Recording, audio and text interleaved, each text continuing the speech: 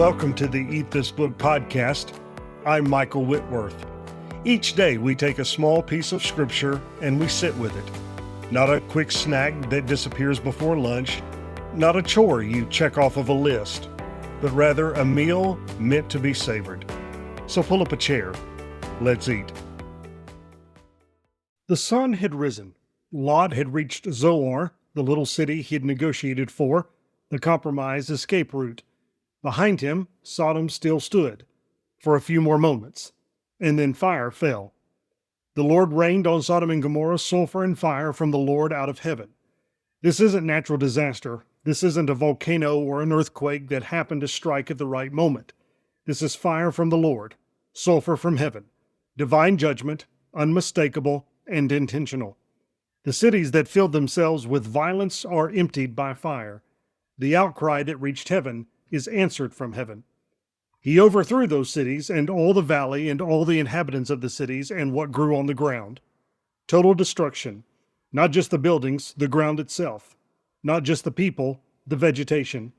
The entire region is unmade. What was once well-watered like the garden of the Lord becomes a smoking wasteland. The beautiful valley that captured Lot's eyes is erased. But Lot's wife, behind him, looked back, and she became a pillar of salt.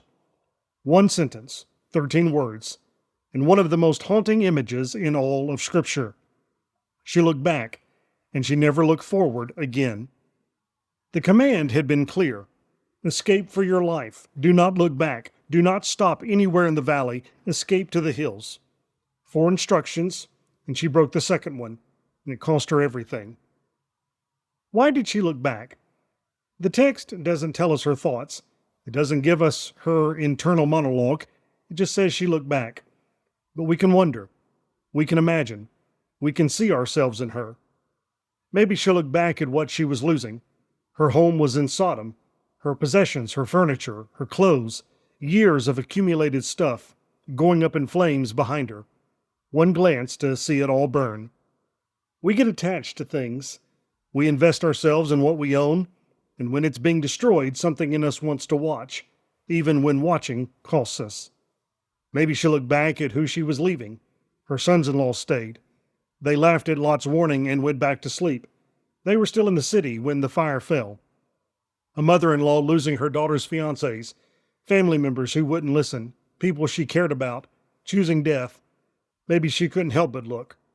We've all turned around for one more glimpse of someone we're losing. Maybe she'll look back because her heart was still there. Sodom was wicked, but it was also home. She'd lived there, made friends there, built a life there. Leaving was survival, but it was also loss. You can leave a place with your feet while your heart stays behind. You can evacuate physically while remaining emotionally attached. And sometimes that divided loyalty shows itself in a single glance. Maybe she'll look back in doubt. Was it really going to be destroyed? Was the warning real? Maybe one look to see if fire was actually falling, to check if the judgment was really happening. Doubt turns us around. When we're not sure God means what he says, we look back to verify. And sometimes, by the time we see the fire, it's too late. Whatever her reason, the result was the same. She became a pillar of salt. Frozen, immobilized, turned into a monument of hesitation. Her body became a permanent marker on the road out of Sodom, a warning to everyone who would pass that way. This is what looking back costs. Jesus will reference this moment centuries later. In Luke 17, he's teaching about the coming day of judgment, and he says, "Remember Lot's wife." 3 words, that's all. He doesn't explain, he doesn't elaborate, he just says, "Remember her." His audience would have known the story. They would have understood the warning. Don't look back. Don't long for what you're leaving. Don't let your heart stay in the place you're fleeing. Whoever seeks to preserve his life will lose it. Whoever loses his life will keep it. That's what Jesus says right after remember Lot's wife. She tried to preserve something. Her attachment, her memories, her connection to Sodom. And in trying to preserve it, she lost everything. The way to keep your life is to let go of what's behind you. The way to lose it is to keep looking back. There's something here about the cost of hesitation. Lot lingered. His wife looked back, the same reluctance expressed differently. He delayed at the threshold. She turned at the escape. Both of them struggled to leave Sodom fully. Both of them had hearts divided. But for Lot, the angels grabbed his hand. For his wife, no one grabbed her neck. Sometimes grace intervenes physically. Sometimes it doesn't. And we don't always know why one is seized and another is salted. There's something here about the danger of attachment. Lot's wife wasn't a sodomite. She wasn't participating in the wickedness of the city. She was leaving. She was obeying. Mostly. But she was attached.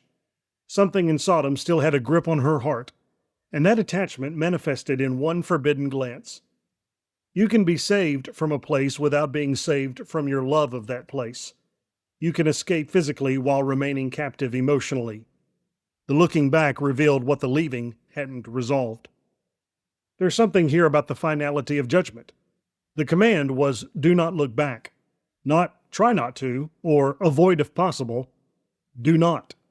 And the consequence was immediate. No second chance, no warning shot. One look, and she was done.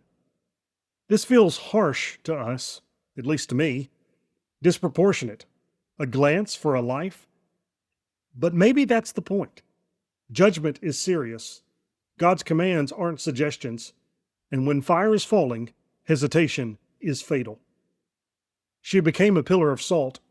Some scholars think this is literal, the sulfur and chemicals in the air crystallizing around her body. Others see it as more symbolic. Either way, she became a monument. A monument to what? To disobedience? To attachment? To divided loyalties? Maybe all of the above. She stands as a warning. You can make it out of Sodom and still not make it. You can be among the rescued and still be lost. Salvation started isn't salvation completed. The pillar of salt stood on the road out of Sodom. For years, maybe centuries, travelers would pass it. They'd see the strange formation and remember the story. The woman who escaped but didn't. The wife who left but looked back. The pillar that preaches without words. Remember Lot's wife. So here's what Genesis 19, 23 through 26 would have us savor today. If you're in the process of leaving something, a sin, a situation, a way of life, this passage says, don't look back. The glance seems harmless. One little look, but looking back reveals where your heart still is. If you've left physically but your heart keeps returning, if you find yourself nostalgic for what you fled, romanticizing what nearly destroyed you, this passage says that's dangerous. You can be salted by sentiment. Longing for Sodom can be as deadly as living there. If you're being rescued and you feel the pull to turn around, one more look, one more memory, one more moment. This passage says keep moving. Eyes forward. The fire behind you isn't worth seeing. What's ahead of you is life. And if you've lost someone who looked back, if someone you love couldn't let go, couldn't leave fully, couldn't stop turning around, this passage says grief is real. Lot lost his wife on the road to safety. She made it almost all the way out. Almost. The sun rose, Lot reached Zoar. Fire fell, sulfur rained, and on the road between destruction and safety, a woman turned her head. One glance, one pillar, one warning for all time. Remember Lot's wife. Next time on Eat This Book, Lot escapes the fire, but he doesn't escape the fallout. From Sodom's gate to a cave in the hills, the story sinks to one of its darkest moments.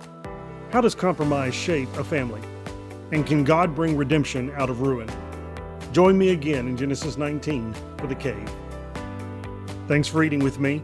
Until next time, may the Word dwell in you richly.